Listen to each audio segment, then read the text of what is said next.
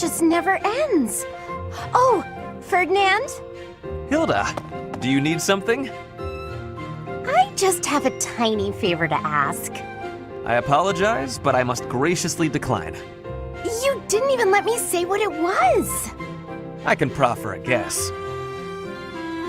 Instead of relying on others, why not try doing something on your own? Nobles should not be lazy or idle. We should accomplish our goals through earnest effort. Easy for you to say. You're the very model of a diligent noble. Always contemplating the noblest course of action, never stopping to take a break. Your chore today was repairing the weapons, right? There are so many weapons here, and yet you're already done. That's pretty impressive. It was nothing. Anyone could have done the same. I don't think so. I certainly couldn't. I do not believe that to be true. Look at me. I'm supposed to be organizing these library supplies, but I have no idea where to start. What could be difficult about such a task? You simply line them up and count them. There are too many.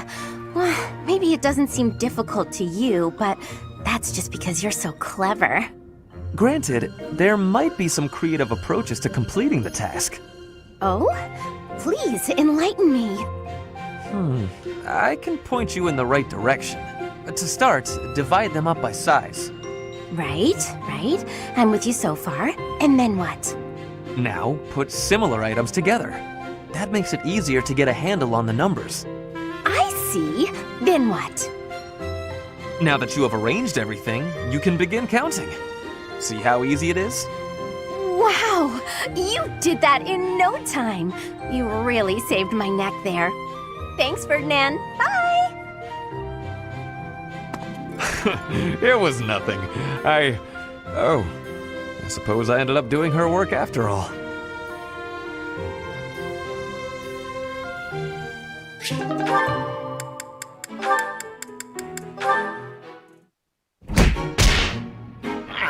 That doesn't feel good at all.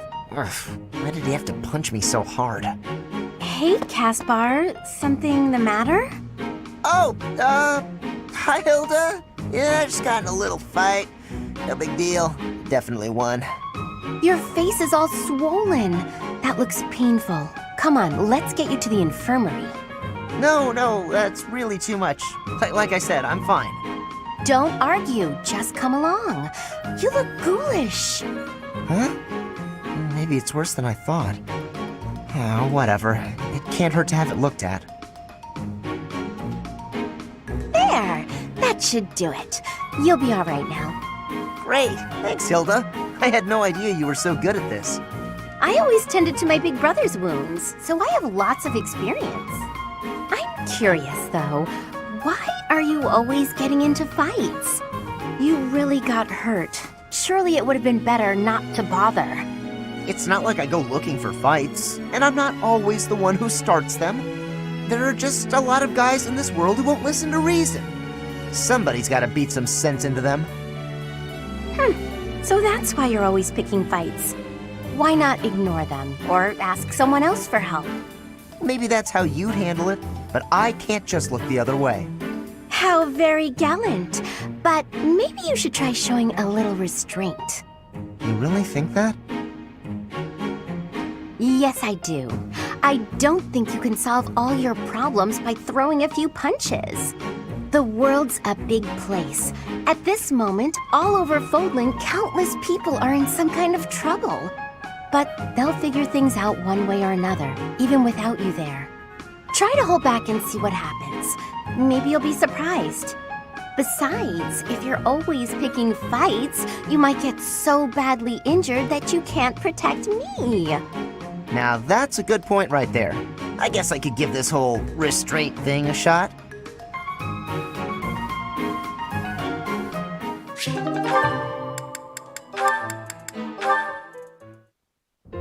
Good morning, Hilda. Is anything troubling you today? Nope, nothing. If there was, I don't think I'd ask for your help. I'm sorry to hear that. Have I done something to upset you? Not exactly. You go overboard helping me is all. You do way too much. So I feel guilty, like I'm putting you out. Goodness, it was never my intention to have you worry about me. Can I ask you something? Of course, what is it? What are you doing today? Following my morning prayers, I'll be cleaning the altar, then caring for the flowers in the greenhouse. Then it's off to the library to help organize and sort, then to the dining hall to wipe down the tables and chairs. The floors could use a good polish too. Oh, and the weather's so nice that I might air out the bedding. After that, it's... Wow, you're still not done? There's more? Well, the dishcloths in the dining hall are all frayed, so I was hoping to mend them. Sewing? Don't you think that's too much? Whatever do you mean? And why are you speaking so loudly all of a sudden? I'll help with the dining hall, but I am not sewing. You want to help? That would be delightful. Everyone asks you for help, and you always say yes, don't you? I suppose. I believe it's important to help where you can. If you see someone in trouble, you can't leave them, can you? You're too kind, Mercedes. Literally, I can't empathize. I'm sure you can. You and I are very similar in that way. Are you serious? How? We have nothing in common. That may be so, but you thought I was in trouble, and you agreed to help, didn't you? Well, I mean, yes. That's exactly what I do. I'm so happy to have found a kindred spirit. If that's what makes you happy, okay. Kindred spirits. Let's go with that. Now that I've got you at my side, I can take on even more responsibilities. Not a chance.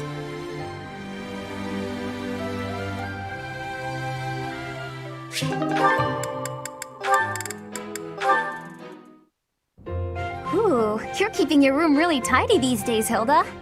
I'm pretty good at cleaning, I found out. I guess I was being lazy before. I figured that if I left it to somebody else, I might lose another vase. I'm sorry again about that. And about all of the other things I knocked over, too. Yeah, the shelves and the chairs and my clothes and my makeup. Ugh, I'm sorry. I said I'm sorry. I put everything back, didn't I? I'm kidding. I'm kidding. You know, Annette, you should try to be a little more selfish. That was a quick change of subject. You said how hard you've been working not to disappoint your family. You cleaned my room, or tried to, because I was feeling overwhelmed. You're always taking on other people's burdens. You might be right. It could be nice to do something for myself sometime. But if I hadn't tried hard for other people's sakes, maybe I wouldn't have tried at all. I might not have made it this far. So really, I don't regret a thing. Who I am now is the sum of everything I've done. You're so soft-hearted, Annette. You really think so? I didn't mean it as a compliment. But anyway, I just thought of something you can do for me. You can take a nap with me. A nap? But I'm not done with my chores. Yeah, I could use a little shut-eye, and it feels nice to snuggle up with someone. So, why don't we lie down for a bit? Are you sure it's okay to nap right now? I still have stuff to do for the professor. Oh, it's fine. It's fine. Later I'll help you with your stuff, and it'll be done in no time. Oh, fine. Just for a bit. The sunlight coming through the window is awfully nice. Isn't it? Nothing better than a nice lazy nap in the middle of the day. It really is relaxing.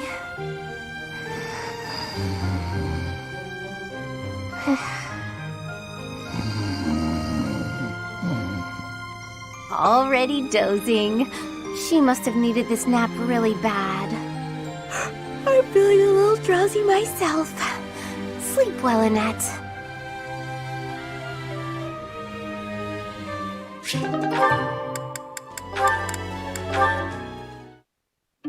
Hey, Cyril. What are you up to? Working? You're in the way, Hilda. Move. How rude. I'm not in the way. Are you just here to goof off? No, I'm here to feed the horses, actually. Uh-huh. Where's the fodder then? I wasn't sure where to find it. Can you help with that? I'll take care of it. I'm cleaning the place anyways. Oh, thanks. It's great to have you on the job. I know you'll handle it perfectly. Yeah, well, I don't like it when I feel like I'm not doing my part. You're always so focused on the task at hand. Sometimes I almost forget you're Almyran. I always thought they were a rough and unreliable sort of people. Though you're not really like the rest of them. You seem normal for the most part. Rough and unreliable, huh? My family has to fight against Almyran sometimes. Not that my father or brother ever clued me in on what the battles were like. But I do know that armies from Almyra will attack without reason and break treaties and tell lies. Everyone says they're a bunch of brutes. Yeah? Huh. Am I boring you? I'm talking about your people. Those aren't my people. I was just born there. Okay, let's turn the tables. How do the people of Fodlan seem to you, from an Almyran perspective? Huh. That look on your face. Are you okay? I can't tell you what I think of folks from Fodlan. I don't really got an impression of them altogether. What's that supposed to mean? There's all sorts of different people everywhere. You can't say everybody of one place is any one thing. It's no different when you're talking about Fodlan or Almyra or any place else. And wherever you go, you see people in power keep the weak ones down. The only difference far as I'm concerned is, one place has Lady Rhea, and the other don't.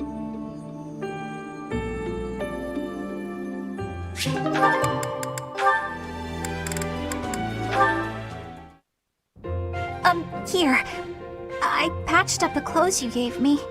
Hey, thanks. You've helped me a lot lately. I feel like I should be doing this stuff myself. But ever since you patched up my sleeve, I've been really interested in your craft. Craft? You mean my embroidery? Yeah, when I saw what you were doing, I thought, what the heck is that? But it turned out to be a nice touch, once I was actually wearing it. Practical, too. When you're embroidering, you patch up the torn parts with new cloth, right? And that strengthens it, so the same part won't break as easily next time. I'm glad you like it. At first, I felt like you thought it was stupid. I was worried you secretly hated me or something. It made me pretty scared to show you my stitching. Sorry. I should have told you I liked it. Thanks, Bernadetta. I'm glad I asked for your help. Oh, it's nothing. What'd you make this time? A hornet, huh? You do like the scary critters, don't you? It zips out from the trees and strikes, just like you. I sting like a hornet, do I? Actually, I like that. You know, you ought to be more confident. What? You're good enough at sewing that you can make a living out of it. You should take pride in that. Oh, no. I could never do that. Trust me, I'm completely useless. That's not true at all. You've been a great help. Maybe I'm a better fighter, but I've got nowhere near the same skill at sewing. We can help each other. Isn't that what friends do? Friends? We're friends? Hey, come on. I know you're not the most confident, but this is getting silly. Of course we're friends. I completely trust you. Leonie? Yeah? Get your clothes torn up as much as you want. I'll always be here to patch them right up. Right, for sure. But I wasn't just talking about embroidery, you know.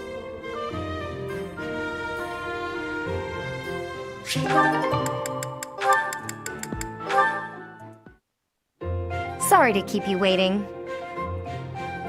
How long did you expect me to stand here? I did just say sorry, but I could say the same to you. You were pretty slow to settle on a time. I can't help having a busy schedule. Plus, I thought you could use the extra time to prepare. We could go back and forth like this all day. Or we could get started. You were the one who kept me waiting. Let's begin. On my signal? Hurry up. That's better. Okay, go! Let's see what you...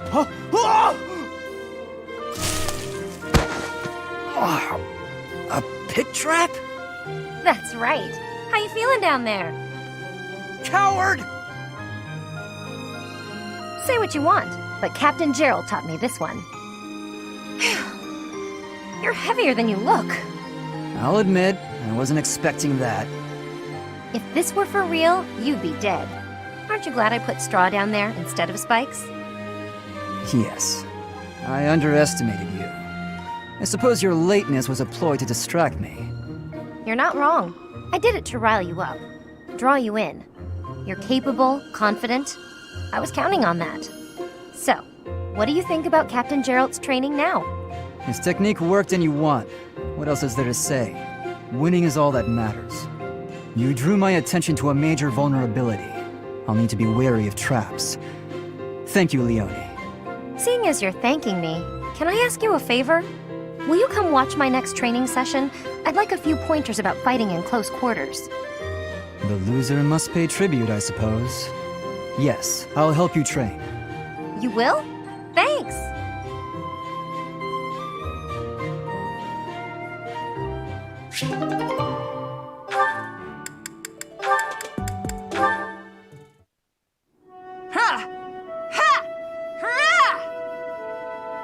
Catherine's working hard.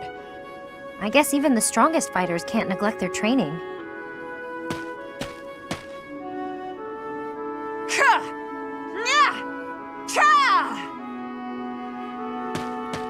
At it again. Or is she still at it? Oh, a spectator. If you want to ogle, you ought to be a little less conspicuous. Sorry, I didn't mean anything by it.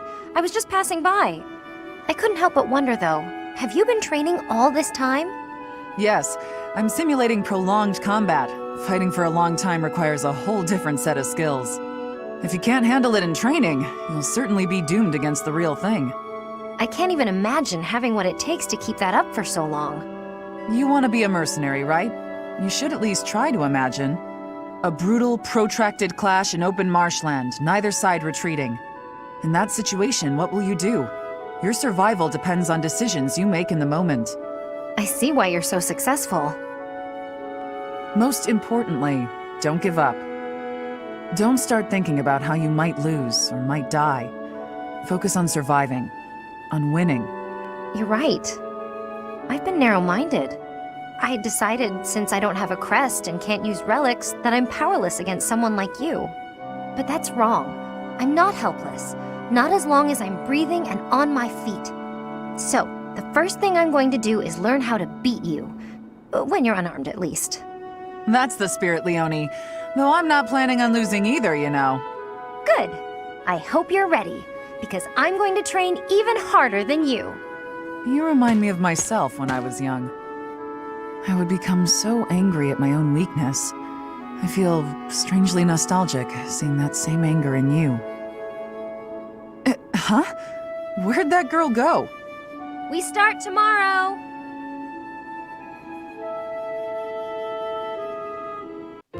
Hey there, Petra. Claude? Where are you? Where else? Wait, I'll meet you down there. Claude! I thought you were not able to climb the trees. True, and that is exactly why I worked like a madman to devise a new climbing technique. I have much admiration for that. To climb is a skill with value. What can I say? Okay, so I may have cheated a little by using my bow to shoot a rope over a branch, or a few branches, or all of the branches. But once I got up there and hauled up the ropes, it was the same result as if I'd climbed it your way. I am understanding. That costs more time, though, so it is not the best thing for hunting. But you are not harming the tree, so that is an advantage. I am liking this technique. You're right. I didn't harm the tree at all. I'm surprised that impressed you. The tree has a spirit. If you hurt the tree, you will give its spirit anger. I see. I take it the people of Bridget have a close relationship with nature, then?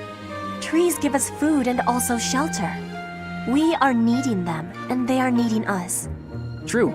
The people of Fodlan believe everything is a blessing from the goddess. They've forgotten to be grateful to nature, too. Nature gives us life, sustains us. Without it, we couldn't breathe, couldn't live. It's everything. It's fine to pray to the goddess, but we have to respect nature, too. Don't you think? Yes. I do not know this goddess, but I know nature. That is the knowing I prefer to have. You and me both.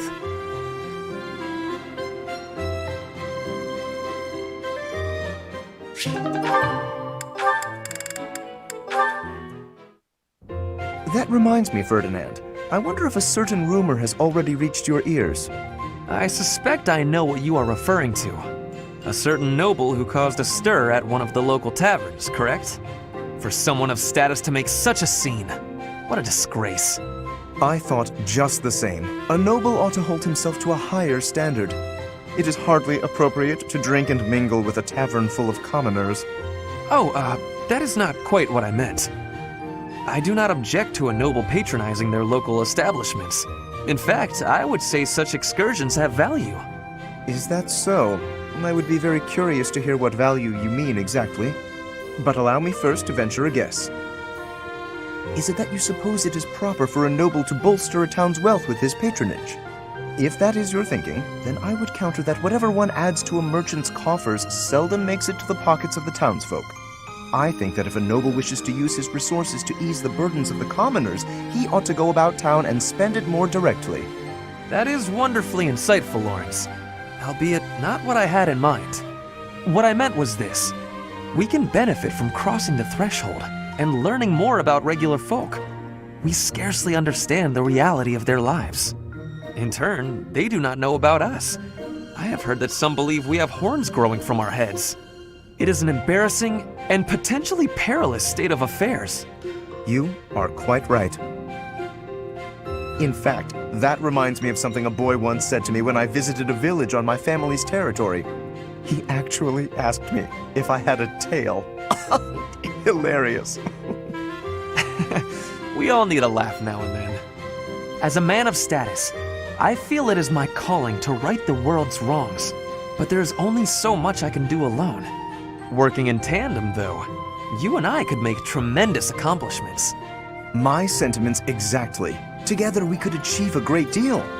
Though the circumstances of birth may have placed one of us in the Empire and the other in the Alliance, we can still study and fight together. Yes, precisely. Together, there is nothing that we cannot accomplish. By the way, Lawrence, do you have a tail?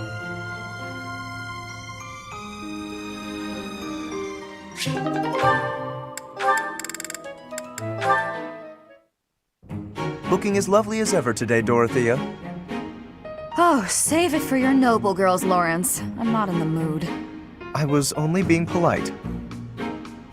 And it really was quite wonderful to be so near your elegance.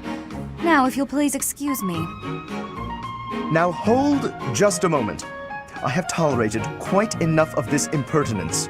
Not a word has escaped my lips to imply that you are anything less than a highly attractive woman. But I am the heir to a noble house. I have a duty. Thus, I am unable to engage in courtship with you. What is it about my circumstances that you seem to find so very amusing? All of it? You're no different from the men who flirted with me when I was in the opera. As long as you're getting what you're after, you don't much care what a woman wants, needs, or feels. That is truly what you think of me? I am afraid you have completely misunderstood. Oh, have I? Do explain. If noble status were my only priority, then I could be married 100 times over by now. But birthright is not sufficient for me. I am not looking merely for an accessory. Marriage is a relationship of mutual respect, support, and trust. If my wife and I are of the same mind and of the same worth, then together we can achieve anything. That is why I make overtures to so many ladies. I am in search of an ideal. You're searching for someone who matches your vision of a perfect spouse? How odd. So am I. And everyone else. My standards are somewhat more exacting, but yes, I suppose on that point we are similar. Please understand that I'm acting with the best of intentions in search of a partner. You're more serious than I thought. And so earnest, it's almost adorable.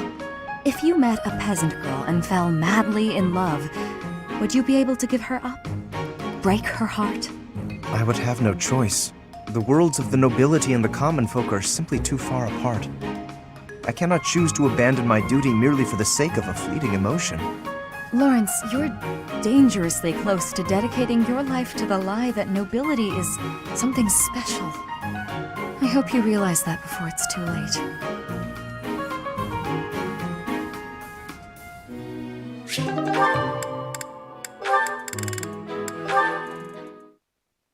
Gaspar, good to see you! You're looking a bit bigger lately. Yeah, Raphael, that's one way to put it. Is something wrong? I thought you wanted to get bigger. Have you been training? I haven't missed a day. The problem is that my body doesn't want to grow in the directions I want it to. I was hoping to get a little taller, but I seem to just be growing wider. I don't think your methods are for me. Oh, that's too bad. I always thought the secret to getting bigger was lots of eating and training. You know what? You shouldn't worry so much about how big or tall you are. You're great, no matter what size. What makes you say that? Well, let's see. You can run faster than me, and you're really agile, which I'll never be. That's just about your legs, though. Your other movements are quick, too. You can dodge good and swing a sword pretty fast. Oh, and you're... All right, Raphael. I think I see the problem now. I thought I envied the size of your body, but I was wrong. After hearing you say those nice things about me, I realized that I actually envy the size of your heart. Huh? I think it's normal size, but... That's right! I don't just need a bigger body, I need a bigger heart.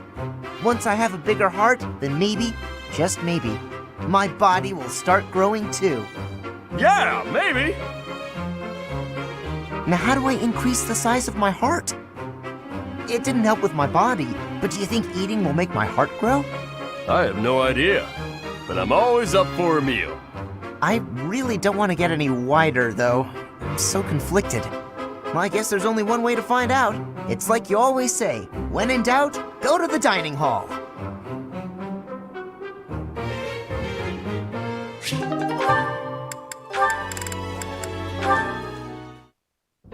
Ignatz, I am having a request.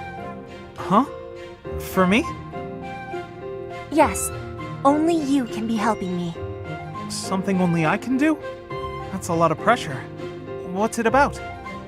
I want to borrow your lens, your glasses. I have curiosity. Oh, you want to try my glasses? All right. I have so much gratitude. I will be trying them now. So, Petra, what do you think? The world appears blurred. Oh, my head feels dizzy. The danger for being sick is now very high. What? Petra, take them off. If you lean on me that hard, I'm going to... Ah! How are you feeling? I am feeling much better now. You have my thanks. You're welcome? I guess you shouldn't wear glasses unless you need them. Yes. I do not have friendliness with glasses. Like heroes' relics, only certain people can be using them. Glasses are like heroes' relics. What a funny thing to say. It is not for a joke. I was saying the truth. Your glasses are only for you to use. But I give thanks for you showing them to me. Petra's always so serious. Relics, glasses. I never thought about it like that.